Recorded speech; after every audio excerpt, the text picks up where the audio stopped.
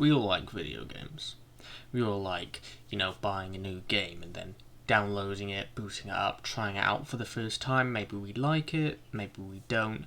We might refund it, we might not, because we don't qualify for the refund time or whatever. But the point is, gaming is something that everyone enjoys and can enjoy, and it's something that is universally loved. And key to gaming is obviously the games themselves, and owning them.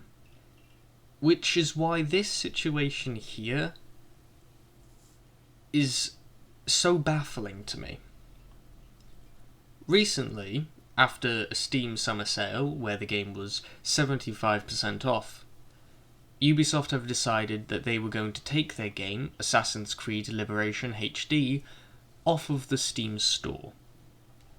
And not only were they going to remove it from the Steam store, they removed it from all storefronts, but they were also going to, as the notice says here, make the title inaccessible following September 1st, 2022. Now, here as you can see is the Steam store page. This is before it was updated. Most of the reviews are mixed on the game, although mostly negative from recent reviews, although that's probably people who already own it, leaving these negative reviews as a response. But as you can see here, it says, "Notice, at the request of the publisher, Assassin's Creed Liberation HD is no longer available for sale on Steam." Which is fine. If you want to make a game unavailable for purchase, you want to take it off, that's fine, because people can still get it in other places, in other avenues. But underneath, this is the part that really got people riled up. Please note, this title will not be accessible following September 1st, 2022. And the reason why people were really upset at this is because it's extremely vague. They say inaccessible. What does that mean exactly? Does it mean that if you have the game downloaded, you won't be able to start it up? Does it mean you won't be able to continue your game? You won't be able to play a new game? Does it just mean the storefront is unavailable and the online is unavailable as well? Does it mean that if you have the game in your library, it's just going to disappear? What does it mean? Does it mean you won't be able to download it again? Does it mean that if you want to install it from your console or from your hard drive or whatever, you will suddenly not be able to re-download it? It will just disappear completely? What does it mean? And this sparked a lot of outrage because they were just making the game that people had bought with their hard-earned money just unavailable.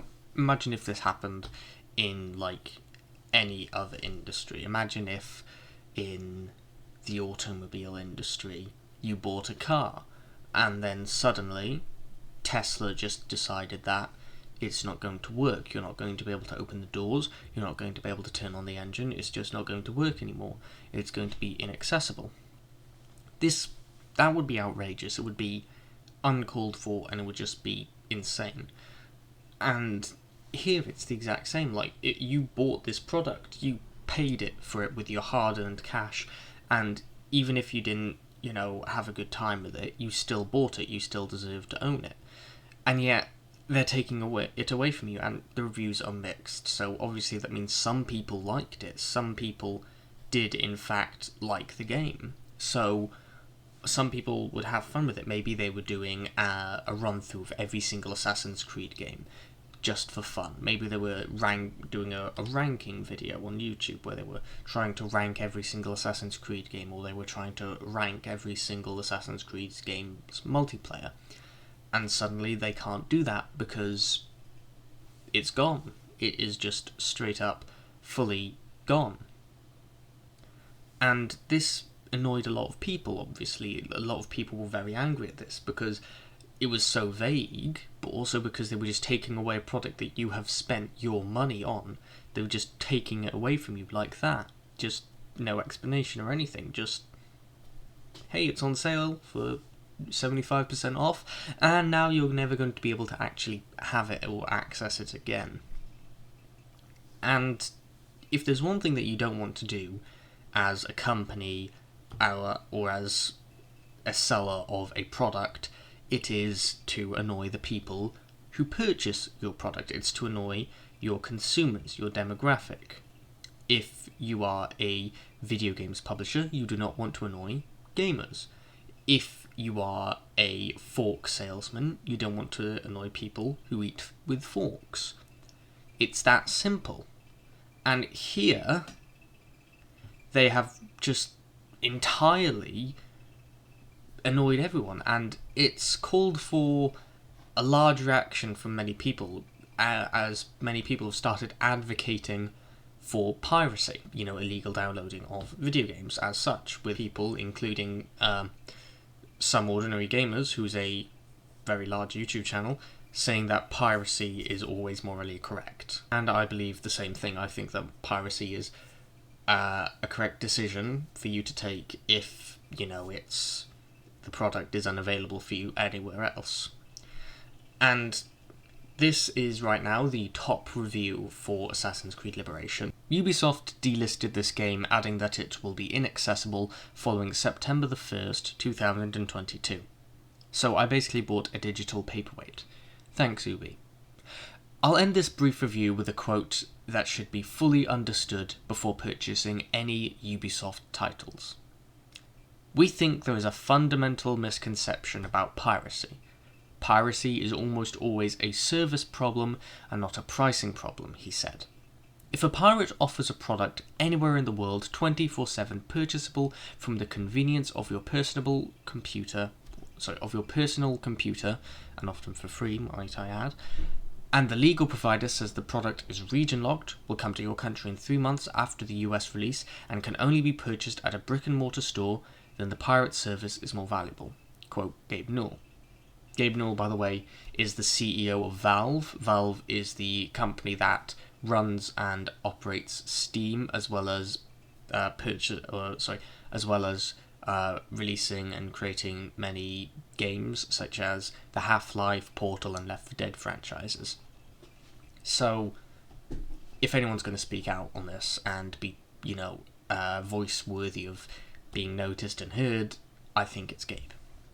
And I agree. Many times when somebody I know has, or I have pirated something, it's mostly because it's not available in my region. It's not because, I can't buy it. Like, if I pirate something and I really like it, and it's unavailable, and it becomes available in my region later, I will purchase the product then, because I support the people who created it. I liked what they created, so I want to show my support for them.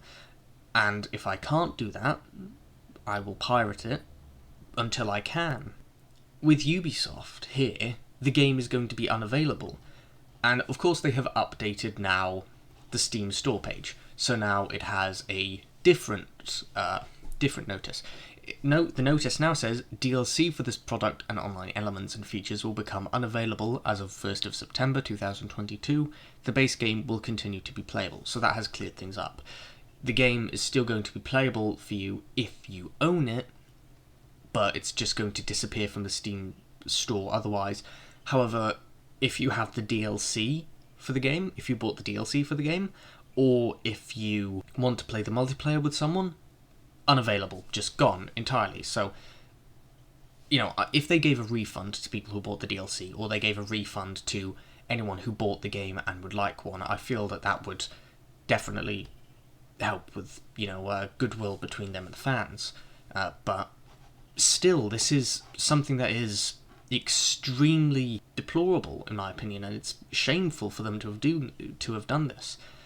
And I firmly believe that they shouldn't have. I also firmly believe that if piracy is the only way you can get a product, you should, if you want it, but otherwise you should support them. But in this case, I really think that, honestly, who's going to want Assassin's Creed Liberation? But this does set a dangerous precedent. This is another problem with the digital age, where when you buy a product digitally, you don't own it.